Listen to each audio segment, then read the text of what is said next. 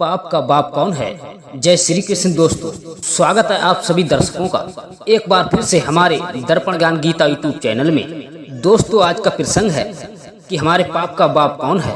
तो इस कहानी को जानने के लिए बने रहिए हमारी इस कहानी के अंत तक। दोस्तों, इस संबंध में मैं आपको एक छोटी सी कहानी सुनाने के लिए जा रहा हूँ। कहा है किसी समय एक महात्मा जी काशी से विद्या अध्ययन करके आ रहे थे। तभी अचानक उनसे किसी ने रास्ते में ये पूछ लिया कि आप तो काशी से विद्या अध्ययन करके आ रहे हैं, क्या आपको ये पता है कि हमारे पाप का बाप कौन है। तभी प्रश्न का उत्तर सुन करके महात्मा जी ने बहुत सोचा और अपने ग्रंथों के सभी पन्ने पलट डाले, परंतु उन्हें कहीं भी इस प्रश्न का उत्तर नहीं मिला। महात्मा जी अपने प्रश्न का उत्तर जानने के लिए दोबारा से काशी में पहुंच गए, परंतु फिर भी उन्हें उत्तर नहीं मिला।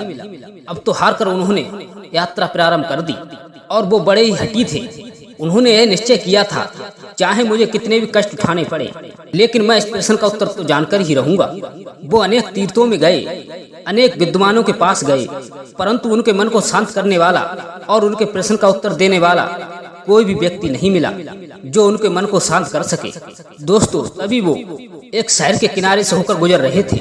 वहीं पर एक वैश्या अपने चबूतरे पे बैठी थी और उस वैश्या की दृष्टि उस महात्मा पर पड़ी। दोस्तों, तभी वो चतुर वैश्या अपनी दासी से कहने लगी, लगता है ये महात्मा जी बहुत ही विद्वान मालूम पड़ रहे हैं, परंतु ये उदास क्यों हैं। दासी जरा पता लगा। दोस्तों, वैश्या के इस प्रकार कहने पर दासी चबूतरे से बाहर आई और उसने महात्मा जी को प्रणाम किया और महात्मा जी से पूछने आप इतने उदास क्यों दिख रहे हैं। तभी महात्मा जी कहने लगे, मुझे ना तो कोई रोग है और ना तो कोई परेशानी, ना तो मुझे किसी धन की इच्छा है। मैं जिस बात को लेकर उदास हूँ उसका जवाब तुम्हारी मालकिन के पास नहीं है, इसीलिए वो मेरी उदासी दूर नहीं कर सकती, क्योंकि ये बहुत ही कठिन प्रसंग है। अभी दासी कहने लगी, आपको कोई परेशानी ना हो तो मैं आपका प्रश्न जान सकती हूँ। महात्मा जी कहने लगे, हाँ क्यों नहीं, मेरे मन को परेशान करने वाला ये प्रश्न है कि हमारे पाप का बाप कौन है। तभी महात्मा जी का प्रश्न दासी ने उस वैश्या को बताया। तभी वैश्या कहने लगी, इसमें कौन सी बड़ी बात है, इसका जवाब तो मैं ही दे दूंगी। दासी जाओ बुला लाओ महात्मा जी को। दासी तभी दौड़ती दौड़ती आई और उस महात्मा जी को बुला लाई। महात्मा जी चले आए, क्योंकि उन्हें प्रश्न का उत्तर जानने के लिए ही जल्दी हो रही थी और वो हर प्रकार से अपने प्रश्न का उत्तर जानना चाहते थे। तभी वैश्या कहने लगी, महाराज हम आपके प्रश्न का उत्तर तो दे देंगे, परंतु इसके लिए आपको कुछ दिन यहाँ पर रुकना पड़ेगा। प्रश्न के उत्तर को पाने के लिए मैंने अपने पैरों को छलनी कर दिया और मुझे कई महीने बीत गए, परंतु मुझे प्रश्न का उत्तर नहीं मिला, तो 2-4 रुकने में कौन सी बड़ी बात है। दोस्तों, उन्होंने वैश्या का प्रस्ताव स्वीकार कर लिया। इस तरह से वैश्या ने उन्हें रुकने के लिए एक कमरा दिया और उनके पूजा पाठ भोजन आदि के लिए सभी सामग्री दे दी। बड़े गुणी ब्राह्मण थे और वो अपने हाथों से ही जल भरकर अपना भोजन स्वयं बनाते थे और वो वैश्या रोजाना उन्हें प्रणाम करती थी। एक दिन उसने कहा, हे भगवान, आप स्वयं अग्नि के सामने बैठे हैं और भोजन बनाते हैं, आपको तो धुआं लगता होगा, तुम्हें देखकर मुझे बहुत ही कष्ट होता है। यदि आप मुझे आज्ञा दें तो मैं रोजाना स्नान करके और नए नए वस्त्र पहनकर तुम्हारा भोजन बना दिया करूंगी, और यदि आप मुझे ये सेवा करने का मौका दें तो मैं आपको रोजाना 10 स्वर्ण मुद्राएं दूंगी। आप तो बहुत ही ज्ञानी हैं, विद्वान हैं और तपस्वी भी हैं। यदि आप मुझ पर इतनी दया करेंगे तो आपकी इस सेवा से मुझ जैसी पापिन को स्वर्ग मिल जाएगा और मेरा उद्धार हो जाएगा। तभी उस वैश्या की बात सुनकर उस वैश्या की बातों का बहुत ही बड़ा असर पड़ा। पहले तो उनके मन में बहुत ही झिझक होने लगी। महात्मा के लोभ ने प्रेरणा दी कि अरे भाई, इसमें कौन सी बड़ी बात है और इसमें क्या परेशानी है।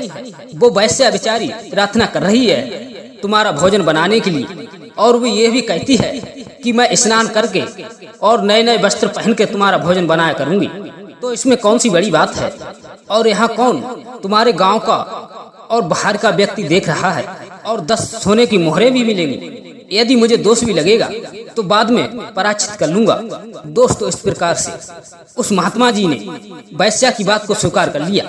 दोस्तों, अब इधर वैश्या ने भोजन बनाया, बड़े ही श्रद्धा और सफाई से उसने ब्राह्मण की सेवा की, सुंदर आसन लगाया, अच्छे अच्छे पकवान बनाए और भोजन का थाल महात्मा जी के आगे परोस दिया।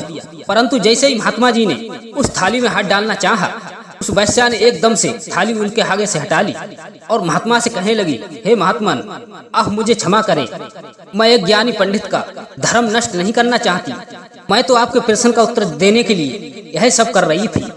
जो दूसरे का लाया जल भी भोजन बनाने या पीने के काम में नहीं लेते, वो महात्मा लोग बस एक वैश्या का बनाया हुआ भोजन खाने के लिए उद्यत हो गए। हे महात्मन, आपके प्रश्न का यह उत्तर है, वो लोभ ही पाप का बाप होता है।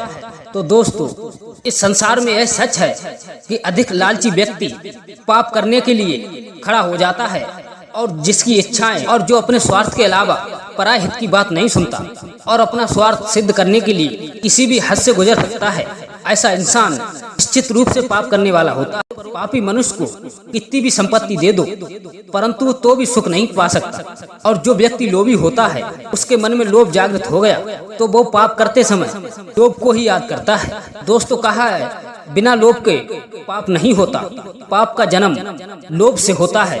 दोस्तों, यदि आपको ये कहानी अच्छी लगी हो तो हमारे चैनल को सब्सक्राइब अवश्य करें और बेल आइकन प्रेस करें, जिससे आने वाली वीडियो की नोटिफिकेशन सबसे पहले आप तक पहुंच सके। हम ऐसी ही ज्ञानवर्धक कहानियां लाते रहते हैं। तो मिलते हैं किसी ऐसी ही ज्ञानवर्धक कहानी के साथ। तब तक के लिए जय श्री कृष्ण, राधे राधे।